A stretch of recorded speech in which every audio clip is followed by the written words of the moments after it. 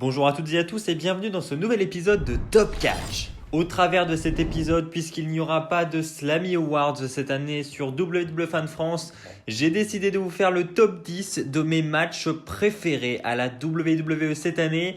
Avant de commencer mon classement, je précise une fois de plus que ce classement est totalement subjectif. Ce sont seulement mes avis, vous pouvez tout à fait avoir un classement tout à fait différent du mien. Je vous invite d'ailleurs à le proposer dans les commentaires, ça va être intéressant de les comparer les uns par rapport aux autres. Mais en tout cas, voilà, mon classement est personnel. Cela étant dit, c'est parti, on commence avec la 10e place. À la 10e place, j'ai mis Triple H et Stephanie McMahon contre Kurt Angle et Ronda Rousey. Alors j'ai été sur place et peut-être que ça y a joué parce que je peux vous dire que l'ambiance dans le stade pour ce match était tout simplement électrique. Je me demande même si c'est pas le match qui a eu la meilleure ambiance de tout le pay-per-view. C'était vraiment exceptionnel. Alors pourtant moi je n'avais pas autant de hype que ça, vous voyez. Je suis pas du tout match tag team mixte. Voilà, je trouve qu'à chaque fois c'est décevant et que ce sont très rarement de bons matchs. Mais alors là, c'était effectivement les débuts de Ronda Rousey à la WWE. Le retour de Kurt Angle dans les rings, bon ça, je l'attendais moyen parce que on avait déjà vu ce que ça donnait quelques mois auparavant et c'était pas folichon. Mais au final, ce match m'a clairement surpris.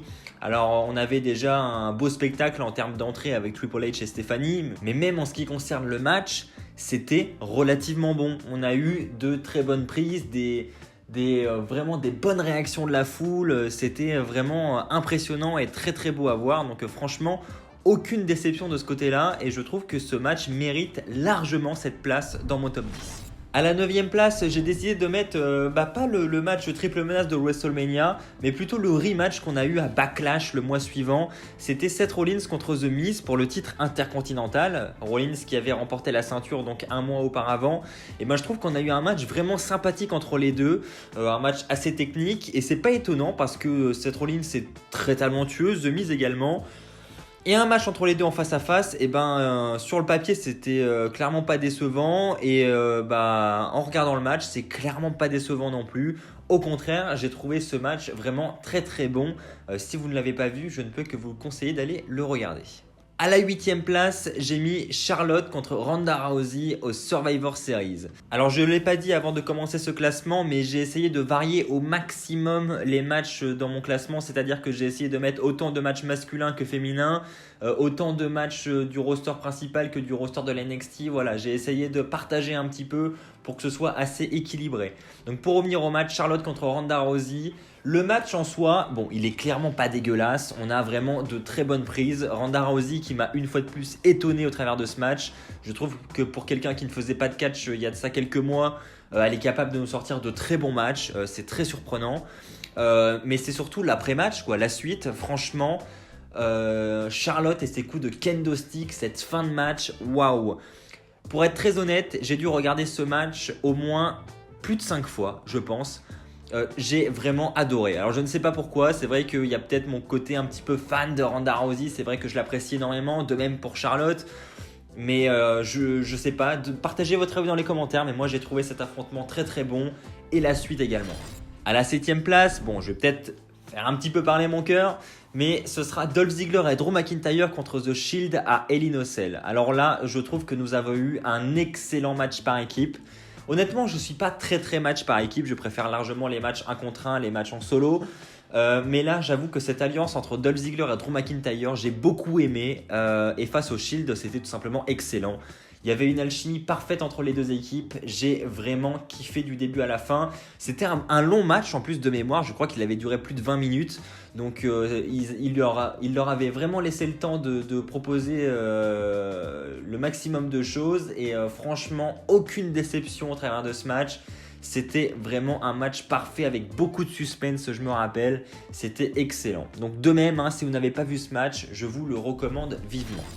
À la 6e place, on va se tourner du côté de la NXT et là pareil, c'est un match que j'ai eu la chance de voir de mes propres yeux et c'est pour ça aussi que je le mets dans ce classement parce que je me rappelle de la façon dont j'ai vécu le match dans la salle et c'était vraiment tout simplement énorme. C'était le match à 6 pour le titre nord-américain à NXT TakeOver New Orleans. C'était un match de l'échelle, c'était Adam Cole contre Velveteen Dream, contre EC3, contre Ricochet, contre Callian Dane et Lars Sullivan. C'était excellent, franchement, il n'y a même pas besoin de le décrire, enfin je veux dire, il y a eu tellement de moves avec les échelles, etc.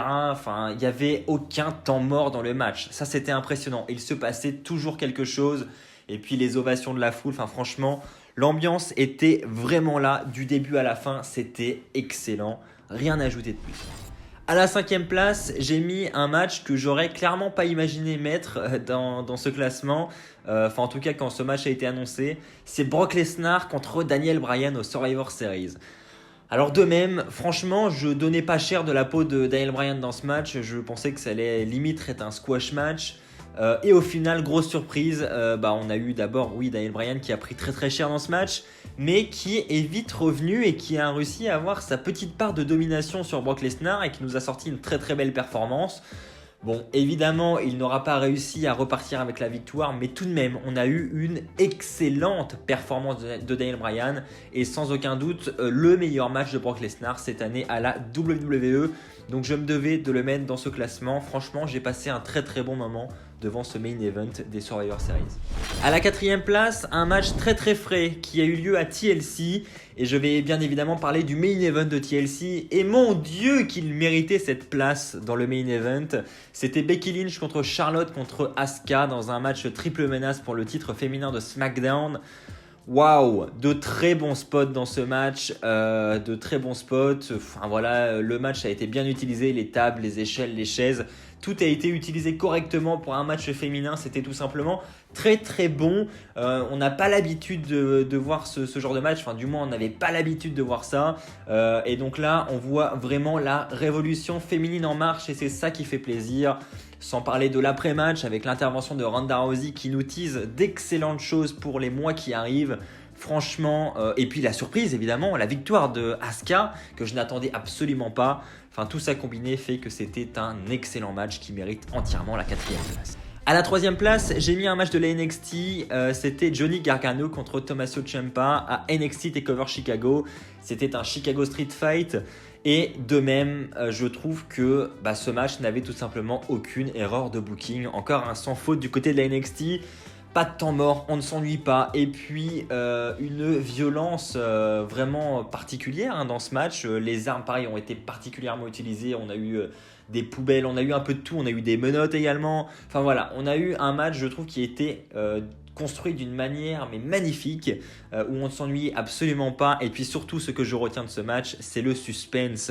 Mais c'est fini, mais non, il se dégage. C'est fini, mais non, il se dégage.